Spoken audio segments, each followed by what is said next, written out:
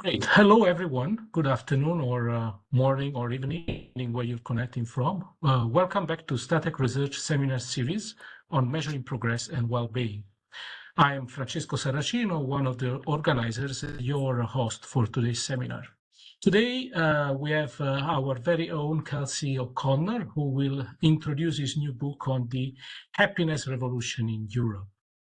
I'm sure most of you are familiar with Kelsey and his work, but for those of you who are new to our series of seminar, please allow me to briefly introduce Kelsey. Kelsey is a senior researcher and co-host of the Measuring Progress seminar at Static Research. His research focuses on assessing both the causes and consequences of subjective well-being or happiness, with the goal of contributing to a redefinition of progress in national discourse. His work appears in books and journals such as the Proceedings of National Academy of Sciences, Journal of Economic Behavior and Organization, Oxford Economic Papers, PLOS ONE, and many more. He serves as an associate editor of the Journal of Happiness Studies, and he sits on the executive board of the International Society for Quality of Life Studies. Holds a PhD in development economics from the University of Southern California, where he studied under the guidance of Professor Richard Easterlin.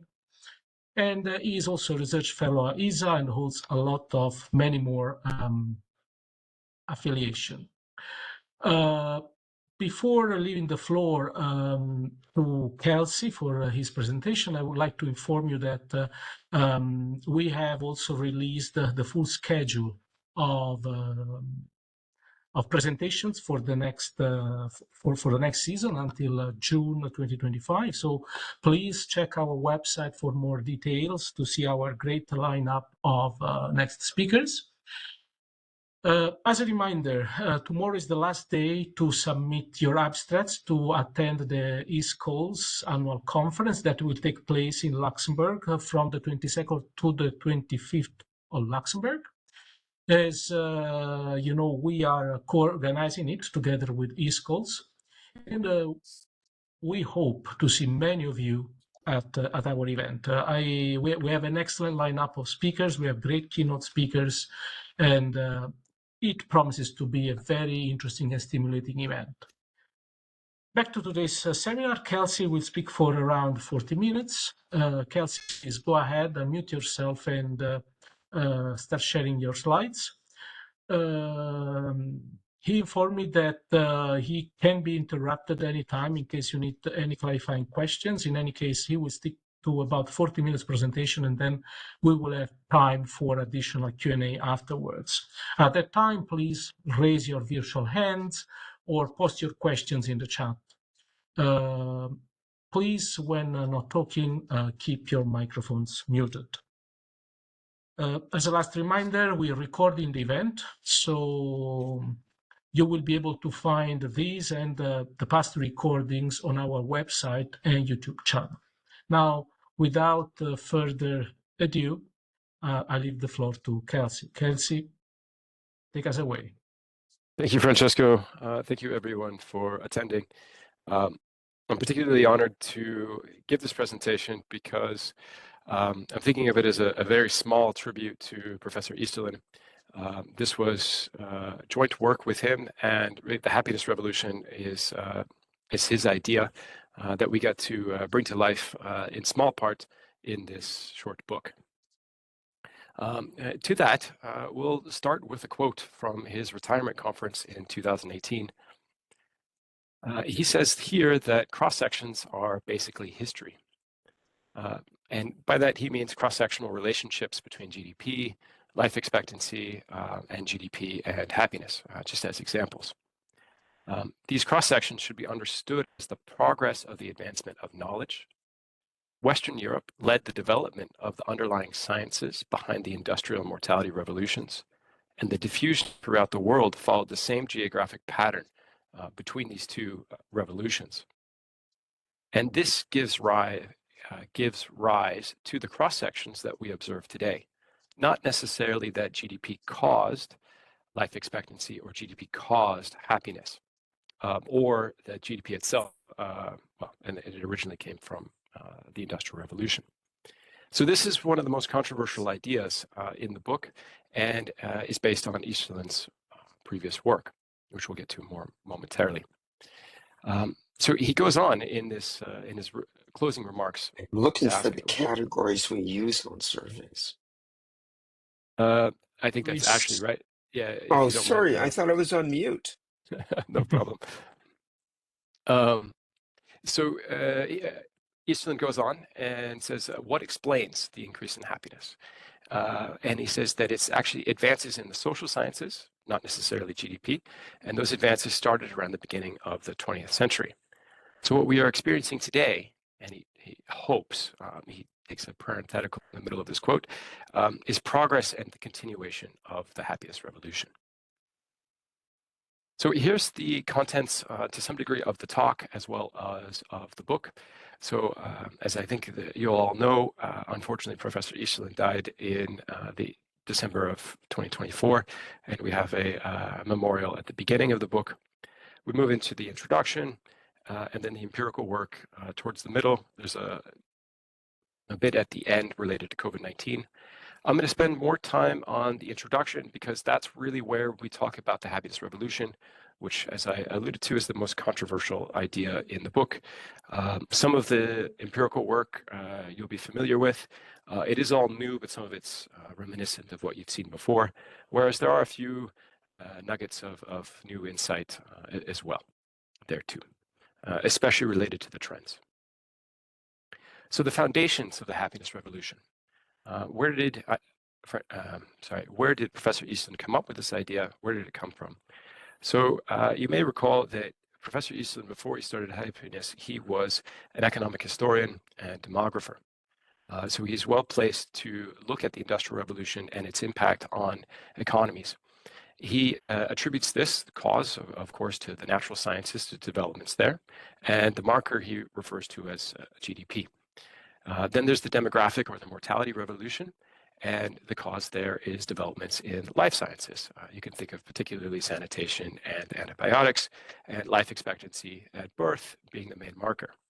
The new one, of course, is the happiness revolution, and he attributes this to developments in the social sciences and the marker to be happiness or subjective well-being for those who are, let's say, familiar. And by social sciences, I'm going to go into detail here, but it really reflects a change in thinking. And this change in thinking was then enacted through economic and social policy, which I'll describe. And some resources, if you want to go back to Eastlin's original writing on this, you see that most recently he looked at the three revolutions in the modern era and the comparative economic studies. That's where he introduces this idea. And then there's cross-sections of history and Growth Triumphant, his economic history textbook, a short textbook. So to describe the change in thinking, I draw upon Darren McMahon, who wrote a book in 2006 on happiness, a history.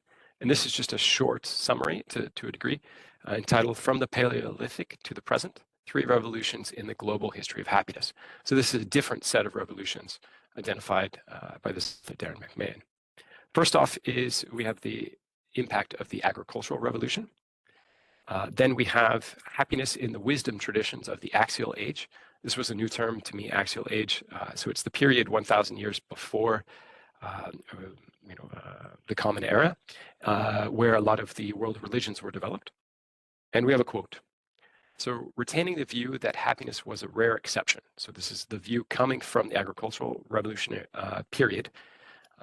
This is under the axial age, they nonetheless wrested human flourishing or happiness away from the clutches of fortune, and fortune he means luck in this case, making it in large measure the product of human will and action, aligned with what were deemed the transcendent forces of the universe.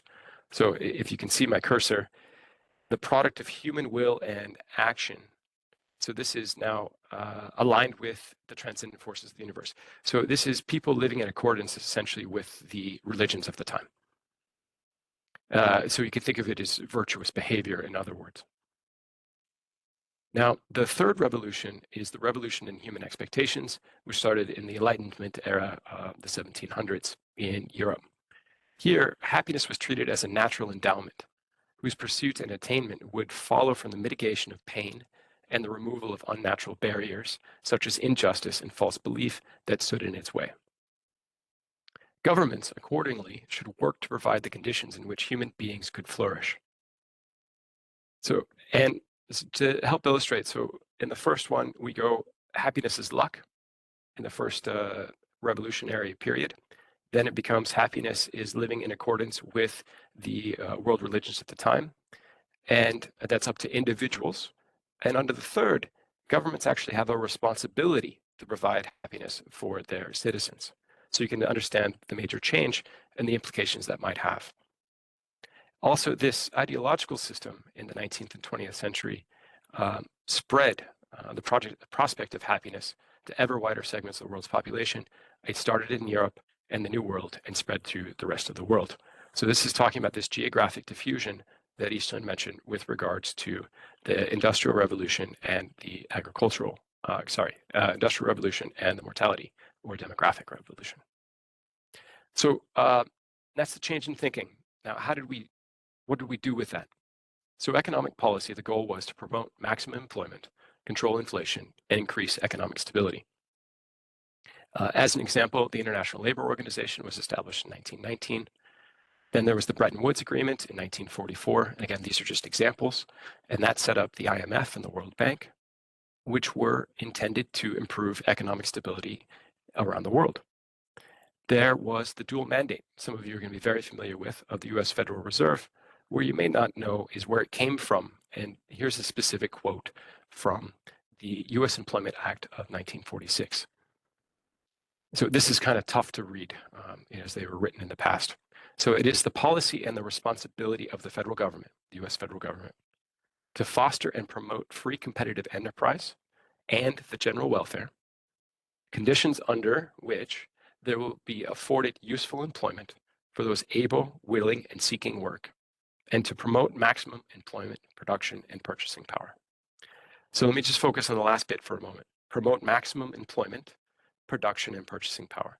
So employment and purchasing power are related to this dual mandate of the Federal Reserve, and most Federal Reserve banks or central banks are focused on inflation. Here we have employment and purchasing power, which reflects inflation, and then you have production included as well. But mostly we think of just the employment and purchasing power. But this was set up in order to promote free competitive enterprise and the general welfare.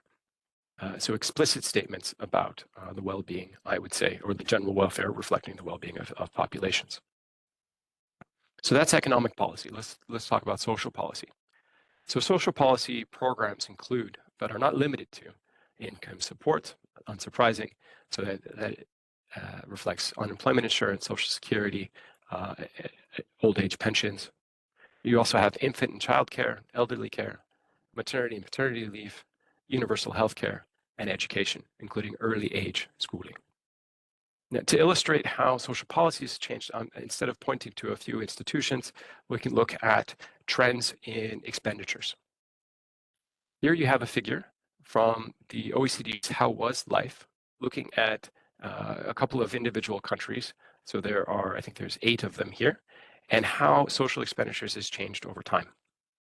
So prior to 1900, spending levels in general around the world were less than 1% of GDP. Expenditures took off in the 1930s. You can see that hopefully here. And in the 1940s, by 1950, they reached approximately 5% in several countries. These are European countries primarily, but there's also Argentina in here, as well as, let's see, a couple of other, I think Argentina and Japan is the other non-European country in here. Yes, Argentina, Japan, Netherlands, Spain, Sweden, UK, and the United States. So here we can see these expenditures on the policies I mentioned before, were essentially nil prior to 1900s and expanded quite rapidly. And now they're actually exceeding 30% of the economy in many European countries, as well as some others around the world. Of course, it's not that every movement was intended to improve happiness. And I put this in here in part due to Francesco's views, but also I would say more broadly the views of the department. not everything has improved in the past 20 years or past 40 years. It may have been a byproduct, however, of some of these movements in which happiness did improve. So let's take a look at the ILO as an example. So the ILO was established not to improve happiness. It was established to improve workers' conditions, but this was done because workers' conditions were seen as a source of injustice that threatened peace in Europe. So improving workers' conditions, which I would argue improves their well-being, was done for a different reason, but it still improved workers' conditions and then therefore their well-being. By the mid-20th century, however, GDP became the focus in many of these countries, both as necessary for global competition, such as productive capacity and well-being. And these are mentioned explicitly in that Employment Act, which established the dual mandate before. So productive capacity was mentioned and the general welfare are mentioned explicitly. Unfortunately, however, in many of these countries, GDP became viewed as intrinsically important, and many actually lost sight of well-being. But the good news is that in response, we have developed the Beyond GDP movement, and now 70+% of the OECD have developed national frameworks to measure, monitor, and report well-being. So we may be pulling back some of the advancement that GDP made and refocusing on what's really important to people, well-being. And to see what these movements have done, perhaps over time in the past 200 years or so, is a figure here coming again from the OECD on their How Was Life report.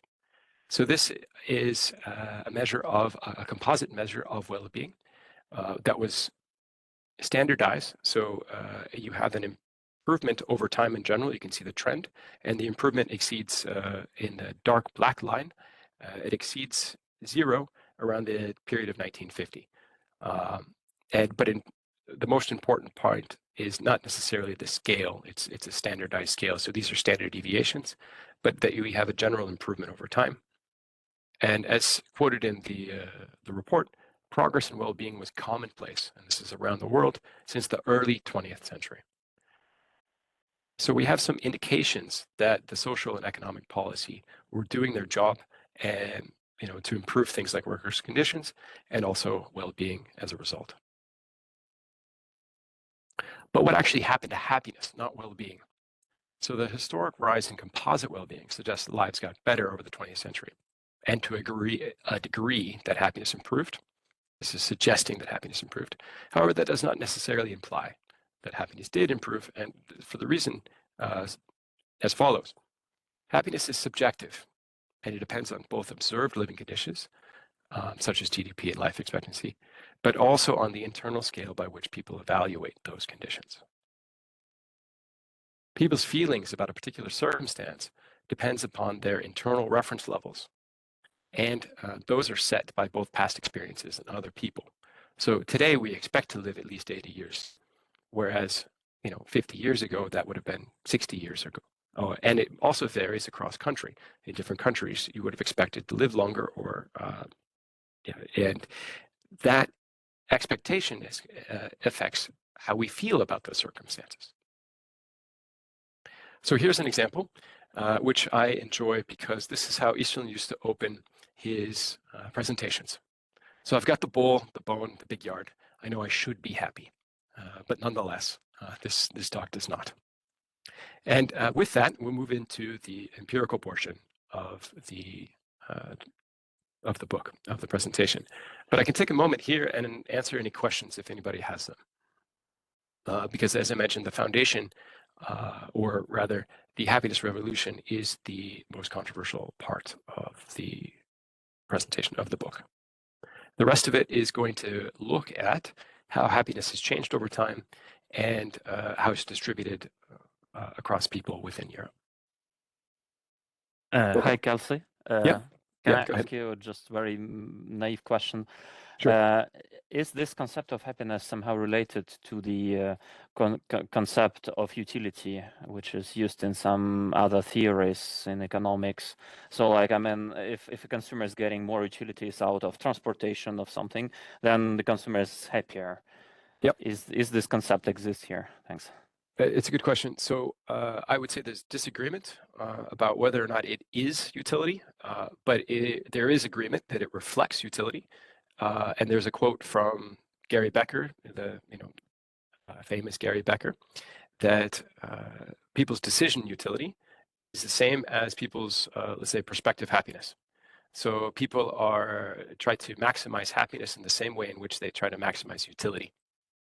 But on a moment-to-moment, how you experience life, is that the same as utility? I would say that there's disagreement, but again, they're related. And I'm going to define what we use for happiness or life's subjective well-being in a moment. Thank you. Yep. May I ask a question as well? Sure. Regarding your figure with a word, what is the left side, the scale on the left that you have from -1 to 3? What are these relations exactly? Yeah, so, okay. Basically, to construct a composite index, all of the variables were standardized so that they have a mean of 0 over the entire period of time and a standard deviation of 1. And so you have essentially that prior to, in this case, for the dark black line, which represents the world, well-being was below the average level up until 1950, and then after it exceeded the average level. And it exceeded by the year 2000 nearly 1, which means it's about 1 standard deviation above the mean or the average level. Okay, I've got it. Thank you. Yep. Okay. So let's move forward. Sorry, Yeah, Kelsey, go ahead. if I may. Sure. So you quoted that there are more than 70% of OECD countries who have adopted some kind of non-GDP framework for well-being. Do you take that as a sign of the waning significance of GDP? Because I would submit that many countries may have some even have abolished it again, or they're not financing it. I just learned that Austria stopped financing their well-being reports. And so how do you read that? It's a great question. So we actually have a separate research project to see to look more into these. Is the shortest answer. But to speculate a little, I believe it is a sign that there is some political support for going beyond GDP in these countries. And sometimes you take Australia as an example, where it was very important in even the campaigning of the politicians. So, however, Australia also is a good example because they were among the first to implement something like this, going back to 2003, as I recall. But then they took it away, and then they implemented it again, and then they took it away. So I think the political support varies a lot, but I do take it as suggestive that there is, belief that GDP among these individual governments is insufficient to give us the information that we need. Okay, thanks. Okay. Please do stop me if you have questions. I'm happy. There's not a ton of material, and I can always rush if needed. And I enjoy the. So the happiness measure, and partially this answers your question, Evgeny. So it's evaluative subjective well-being, and let's see if I have the exact question here. We use 2 different sources of data. So the European Values Study, and we use life satisfaction. This goes back to 1981. In this survey, the specific question is, all things considered, how satisfied are you with your life as a whole these days? So it asks you to think about your life in a broad context, and then you answer on a scale from 1 to 10. We also use the Gallup World Poll, this gives us slightly broader coverage. Unfortunately, though, it didn't start until the year 2005. And it uses a very similar concept of subjective well-being. What do the rankings look like? So we have 37 countries that have been broken up first into 2 different blocks. So the Western bloc and the Eastern bloc.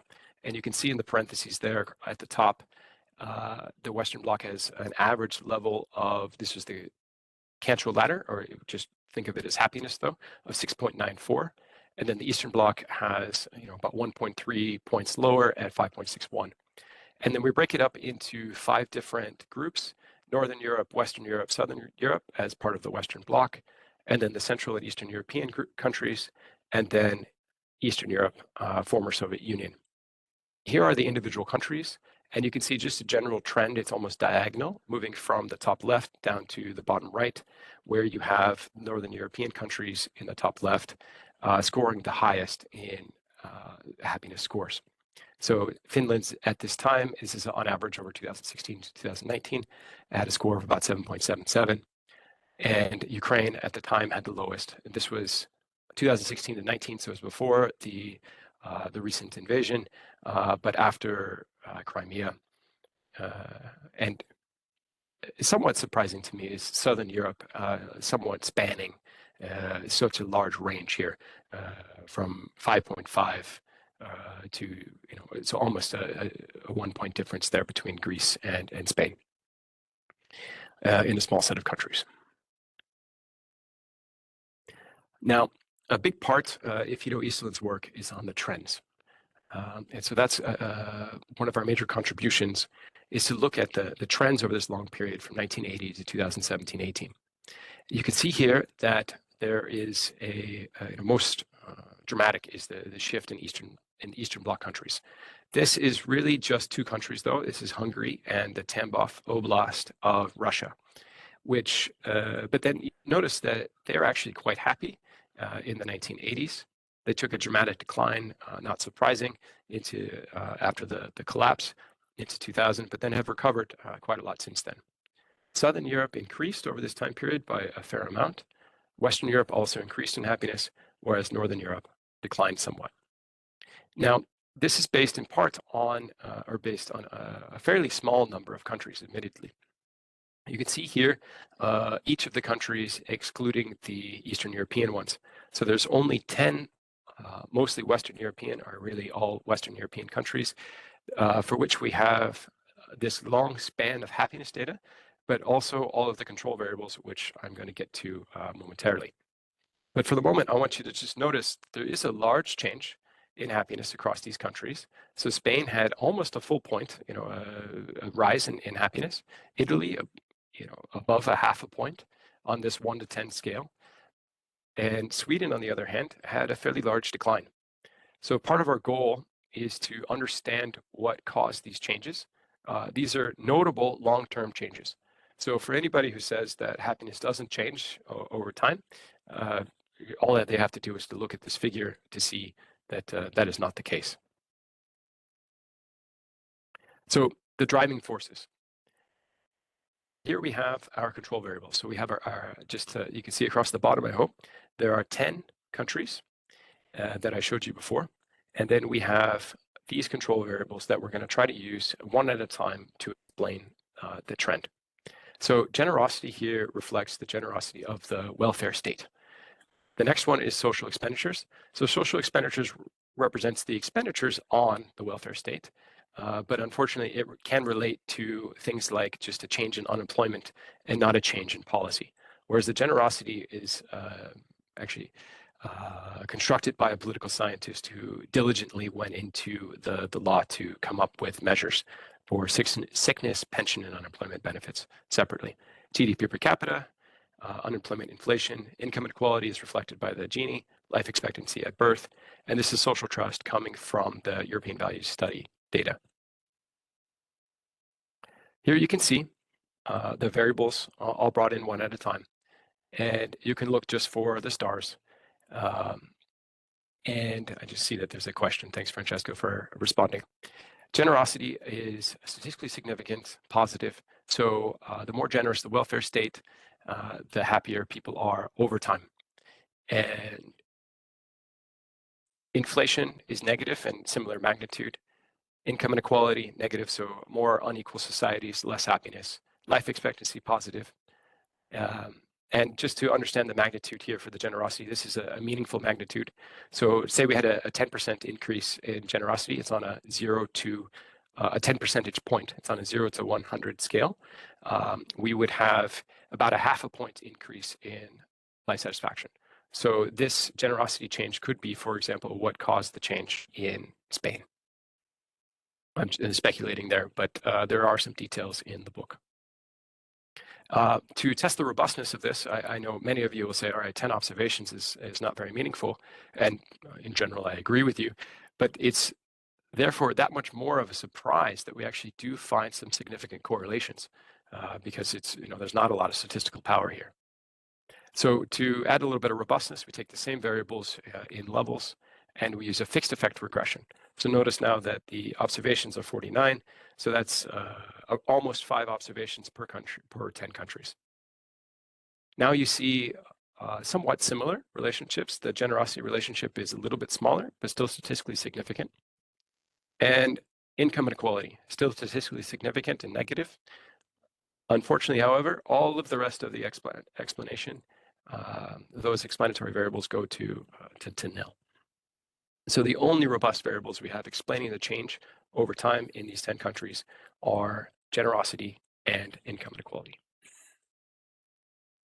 So summarizing here, so GDP growth, that was one of our variables, either in the fixed effect or the long run analysis, does not explain the change in happiness. Only the welfare state generosity and income inequality variables are robustly related. So this supports an ongoing social policy mechanism. You can think that income inequality is both due to economic and social policy. So this is something that we could mitigate, for example, with income transfers.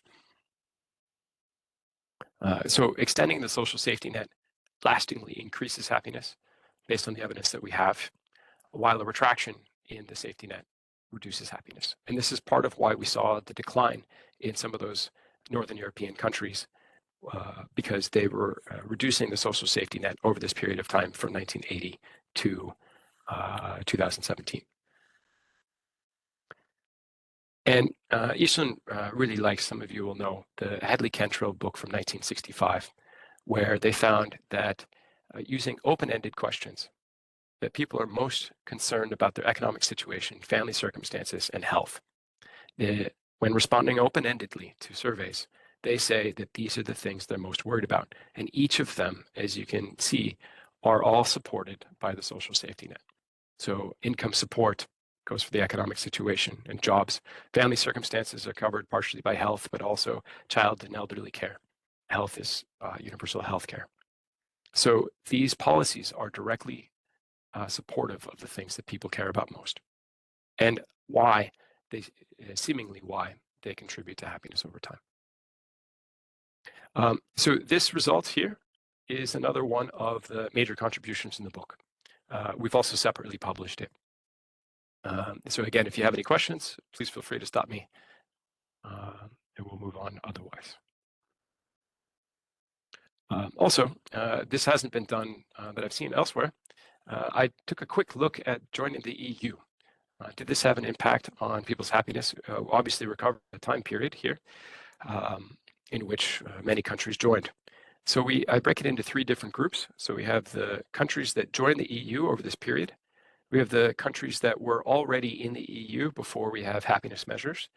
And then we have the countries that never joined. And there's about an equal number of countries between them. And you can see that the differences in happiness, how they have changed over time. So those that joined had an improvement in happiness, but so did the countries that didn't join. Although this is a bit of an unfair comparison because the countries that didn't join, most of them are Eastern European countries who were recovering from communism because they have their first measures of life satisfaction occur in the 1990s during their lowest point in happiness. And so they had a large recovery.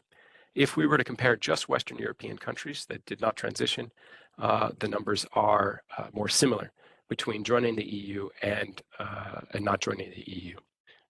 So the results, and I also ran a regression, are inconclusive. So it looks like joining the EU did not have a meaningful impact in this most simple regression. Kelsey, sorry to interrupt you. I've seen a couple of hands raised. Maybe Sure. you want to check the questions? No problem. Please feel free to unmute yourself and ask away. Maybe Francesco can call the first person if Yep. I can't see the participant list. And I cannot see the, oh yeah, Shanfei Zhang, one. Yeah. Please go ahead. Sorry, Sorry, could you go back one slide when you mentioned income inequality? Yeah, well, the regression result is Yeah, the here. regression one, yes. Yeah. I was curious, how did you measure income inequality? You measured by like the income distribution. From there, you establish income inequality, or you use like more Gini coefficient based?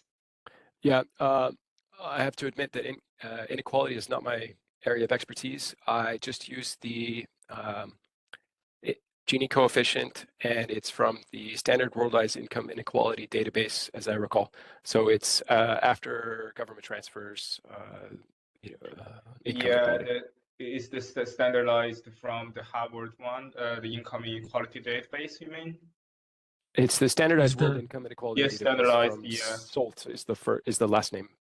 Yeah, just sorry, because just my curious is when we talk about the income inequality, if we run kind of like quantile regression, we may respect to the income group. This income inequality can be differ between the, for instance, like the first 10 percentile and the maybe the 90th percentile. This impact to happiness can be quite kind of differently. This is just the kind of curiosity I have. Sorry. Yeah, we are interested, I would say, broadly speaking, in doing more quantile regressions. In principle, I agree that the impacts can be different. And so this is on the average level of happiness in a country. And so we're not accounting for distributional impacts here. And we might get some more nuance, and maybe other variables are significant for one quantile and not another, and therefore not being picked up. So yeah, this is just on the average level of happiness. So you could think of it though then as important for the policymaker who is first interested in the country as a whole, and then secondarily interested in distribution, I would argue. Right, appreciate it. Thank you. Mm-hmm. Christoph, would you like to go ahead?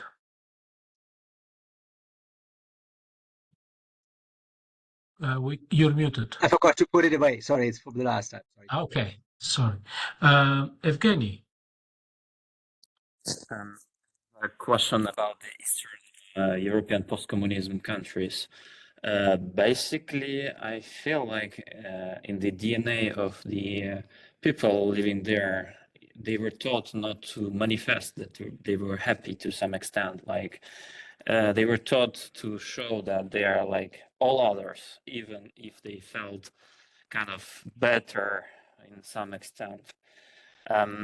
Might you think that in their answers to those surveys, they could answer a little bit lower, even if they are at the same level of happiness as compared to the people in the neighboring countries, just because of their cultural DNA thing, post-communism? Yeah. So there's actually quite a lot of work on post-communist countries, and similar to what you're describing. And the best thing I can say is that we're looking at changes. And so we're looking at how happiness is improved or changed or declined in some of these countries. So it's I prefer not to compare different countries, in part for cultural differences. And then looking at the changes, we avoid this problem. And we could talk more about this because it is an interesting subject, and there has been some work done on it. Kelsey, I do not see other raised hands, so please continue. Yep, and good to do so. So now looking within countries at some of the distributions. For those of you who are rather visual, you can see the distribution here between the two surveys.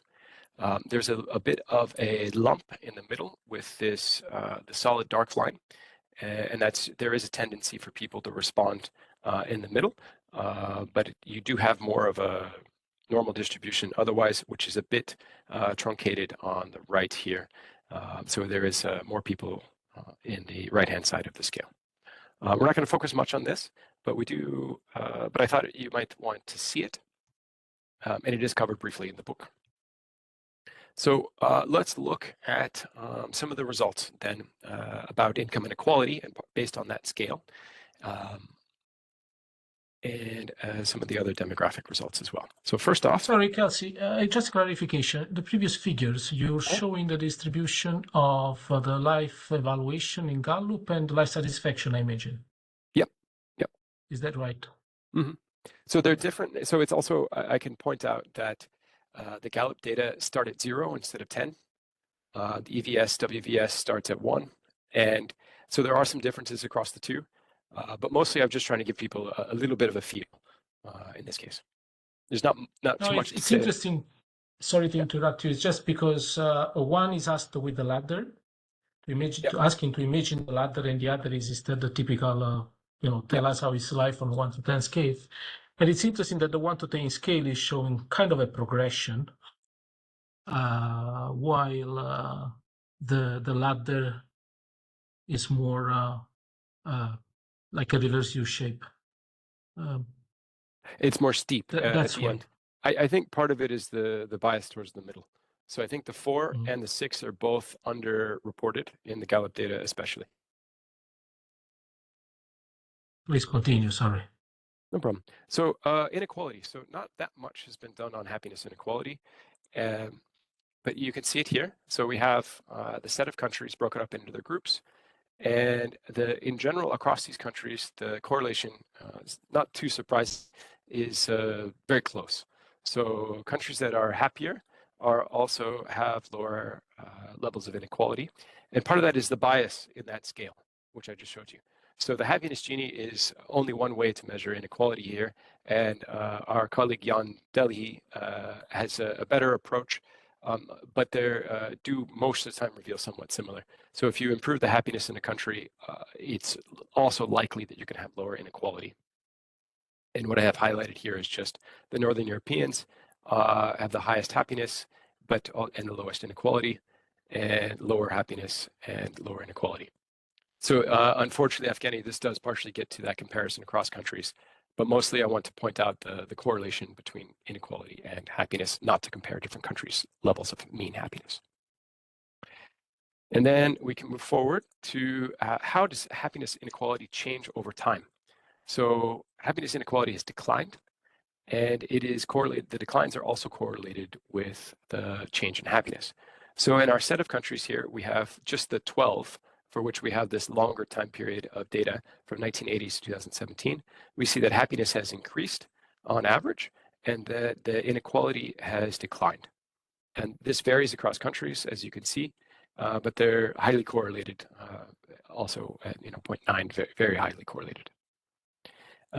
Very few studies have looked at the changes of these happiness inequality over this period of time. So this is a somewhat unknown subject. What we have seen are 2 studies by Andrew Clark and colleagues, and they say that economic growth and the expansion of the social safety net are potential determinants. So greater growth, less inequality, greater social safety net, less inequality. But they're inconclusive.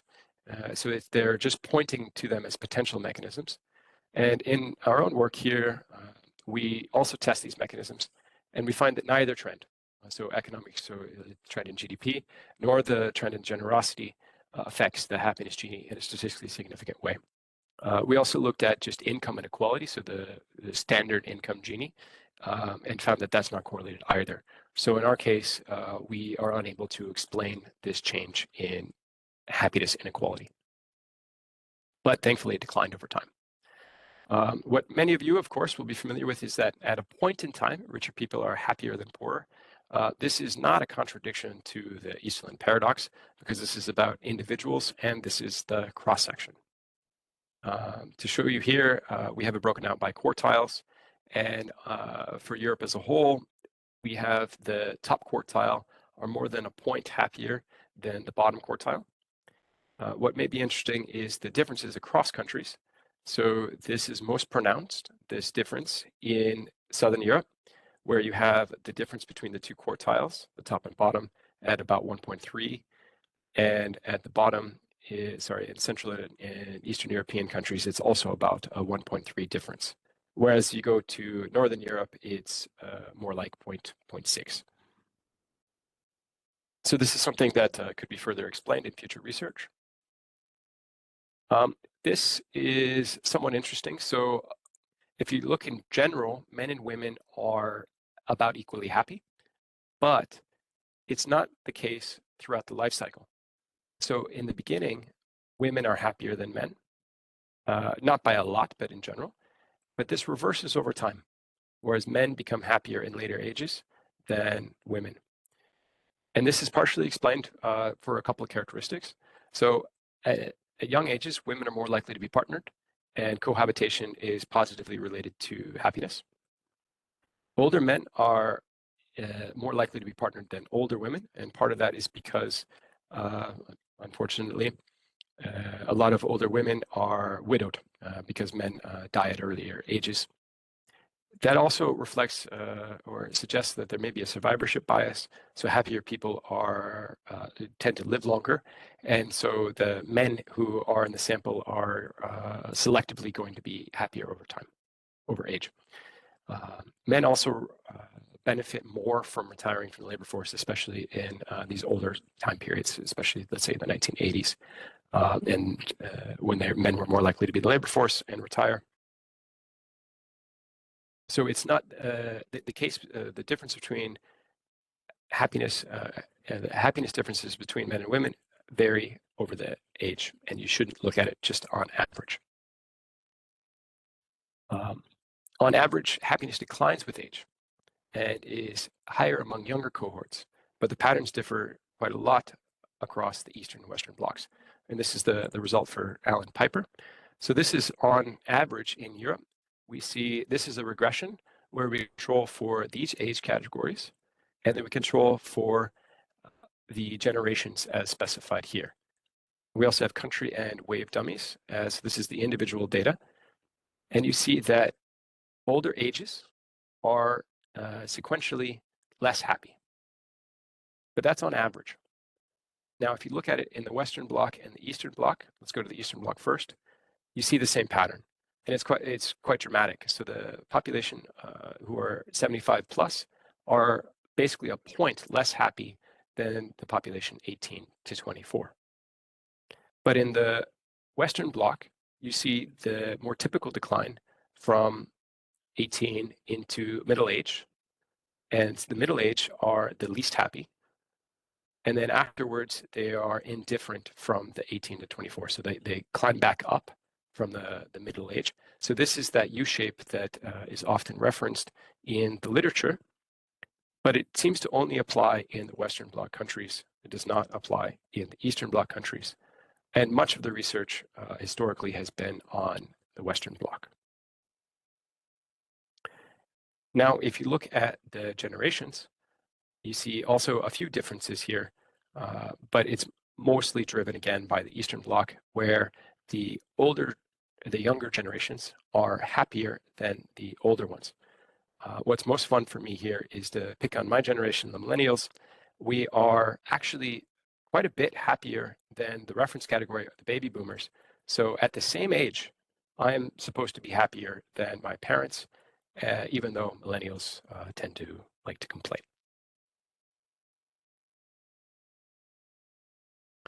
Native-born people are happier than foreign-born, but this gap varies according to integration policy in the countries. So just to draw your attention to the right, you have the native foreign-born gap, and Northern European countries have the smallest gap at about 0.08. The former Soviet Union has the largest gap, and they also have differences in integration policy. So the integration policy, a larger number means more support for migrants moving in, smaller number, less support. I realize I'm running out of time here. So what I'm going to do is just move forward a bit and give some time for Q&A. Mentioned here at the bottom, the shares of women declined quite a bit. Actually, they declined somewhat. The elderly increased quite a lot, as I think many of you know. Also, there was a movement from rural areas to urban areas. However, if you look at these changes to see if they had an impact on happiness, on average, they did not. There's a postscript looking at COVID-19. This is another one of the papers that we published.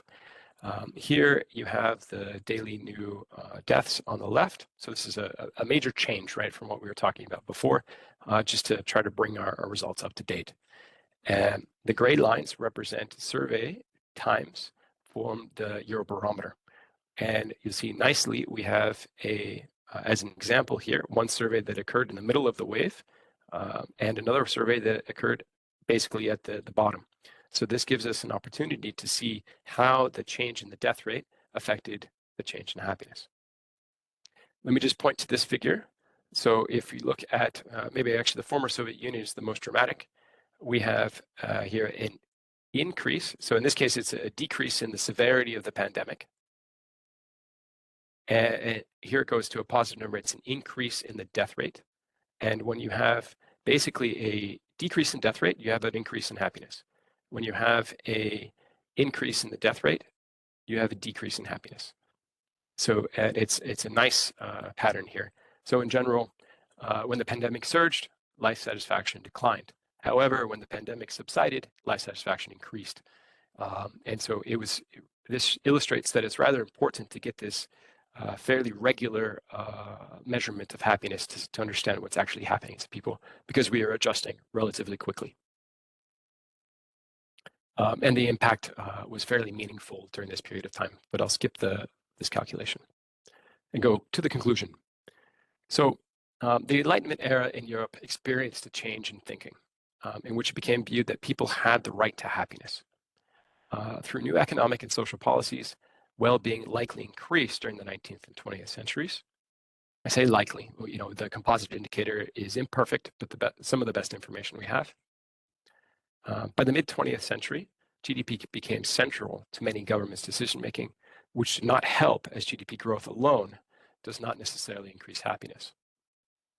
The revolution, that is the happiness revolution, however, may still have a future, as more than 70% of OECD countries recently developed frameworks to measure, monitor, and report well-being, which, as I said before, I believe is a positive movement suggesting we may have some hope. Some evidence, so the average happiness and happiness equality have generally increased in Europe since the beginning of the consistent measurement, since the 1980s. In Eastern Europe, this was partially due to, this is the former Soviet Union countries, due to a recovery from the collapse of communism, because many of them, their first measurement was in the mid-1990s. Since 1981, this is more in Western European countries, social policy that expanded the social safety net and slowed the increase in income inequality is correlated with increasing happiness. Program generosity and income inequality are the only robust correlates of long-run happiness trends. Notably, GDP growth did not increase happiness, neither did joining the EU, nor did demographic change. And to finish with Professor Easterlin, he would say that it is possible to lastingly increase national happiness, unlike how some people have interpreted him. And he talked about it in his presidential address to the Western Economic Association International in 2012. So he's been saying this for quite some time, had been saying, I guess. And he would say that economic growth in itself does not raise happiness. Note, in itself, it's not that it's impossible, but by itself does not. And he points to full employment and safety net policies as variables that do increase happiness. Thank you very much. I ran over time, but we answered a couple of questions in the process. So please feel free to unmute. Sorry, I'm taking Francesco's role. Thank you, Kelsey, also for a very good, very well delivered and timely presentation. I'm sure everybody's sharing the same feeling. We still have a few minutes, so we already had various questions during the presentation, but we still have a couple of minutes for Q&A. One comes from the chat. The recording will be on YouTube as soon as possible. Will you also share the slideshow, or they cannot be circulated? The slides, it's not really a problem. We don't have let's say, a good mechanism for posting them online, but also the book. The book is open access. So thanks to some funding from Weiser, as well as from Easterlin himself. So the book will be available soon. And honestly, that's the best way. But if somebody wants a copy of the slides, they can send me an email. Thanks. Mark, I've seen you raising a hand, if I'm not mistaken. Well, I was only going to make the point that, of course, it's an excellent presentation as always, full of content. That's excellent. But Kelsey hasn't done a good job of selling the book. So he needs to put a picture up front and then on every slide. And of course, he needs to tell us where we can get it and how we can get it. And I hear you say it's free, but I have my finger on Amazon ready to buy. But tell us where we can get a copy. You see this, right? So this is the book, the cover, and it is Cambridge University Press. I can share a link, but it's not available just yet. We augmented it to add the memorial to Easterlin. I think it's the 6th of March, if I remember correctly, when it'll be available. Thanks, Mark, for the suggestion. I would invite anyone else who has questions to raise their hands. We have Johannes and, well, Mark, I believe, yes, I think I can lower your hand. So Johannes. Yeah, thank you very much, Kelsey. Very interesting. I really look forward to reading the book. I have a question. If I followed you correctly, a lot of your results are based on point-to-point comparisons, comparing one data point of a country in 1981 and another in 2017. If that is correct, have you checked for robustness? Because of course that may be very sensitive to specific, short-term changes in those periods. Yeah. The long-run analysis, we also use a fixed effect approach. So in which case, then we get the intermediate data points. And so we have approximately 5 data points for each of these 10 countries. And in that case, then we're not subject to just, say, the initial data point. And so then we are really concluding then that there are just 2 variables that robustly relate to the change in happiness over time. And it's the fixed effect change in happiness then, or so it's the within country deviations from the mean. And that's income inequality and generosity, because they are robust in both relationship type, just the time series point change, as well as the fixed effect analysis. And then some of the demographic relationships, the results that we point to in the middle are, a bit more descriptive. It's kind of more like a comparison of means using current data. And as they are very descriptive, they just suggestive maybe future research. I wouldn't read into them too much.